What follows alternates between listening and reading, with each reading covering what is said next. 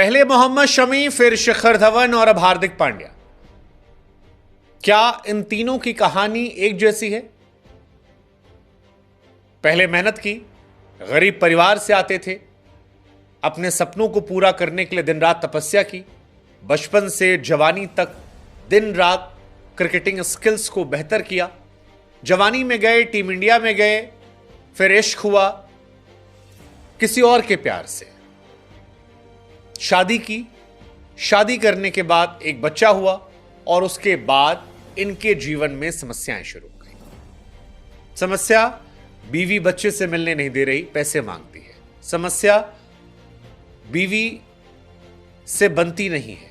समस्या बीवी ने टॉर्चर करना शुरू कर दिया है। समस्या बीवी ने अलग होने का फैसला किया है।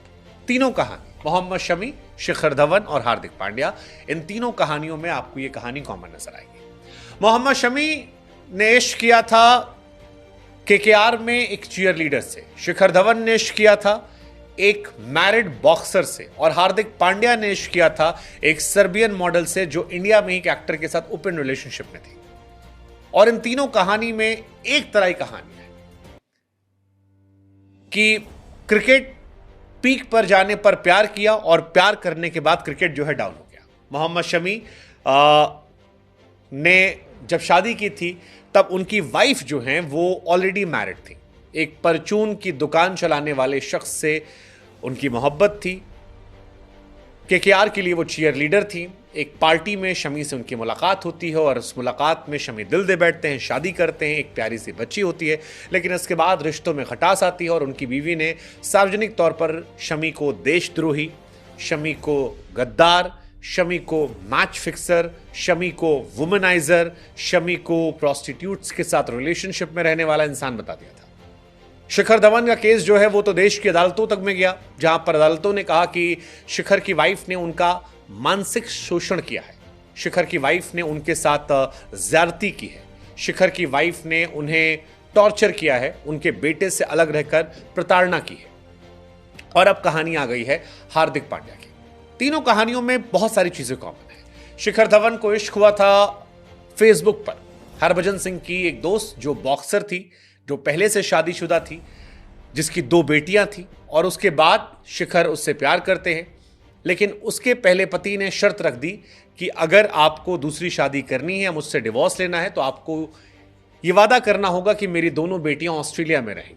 कमिटमेंट हो जाती है, शिखर इंडिया रहते हैं, वो ऑस्ट्रेलिया रहती हैं। शादी होने के बावजूद एक तरीके से लॉन्ग डिस्टेंस रिलेशनशिप शुरू होता है और इसका असर यह होता है कि दोनों एक दूसरे से दूर होते जाते हैं, गलतफहमियां बढ़ने लगती हैं। बाद में शिखर की बीवी पर आरोप लगे कि उन्होंने कई खिलाड़ियों को मैसेज किया, शिखर की इमेज को धूमिल करने की कोशिश की और बहुत परेशान किया।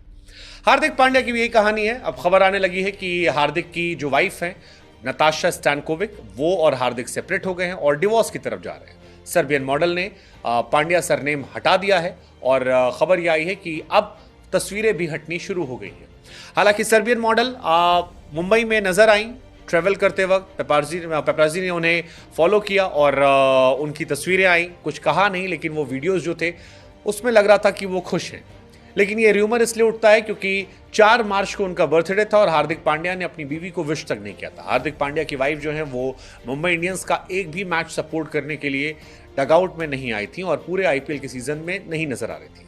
हार्दिक पांड्या इन दिनों अपने करियर के बुरे दौर से गुजर रहे हैं, कप्तानी में बुरे दौर से गुजर रहे हैं।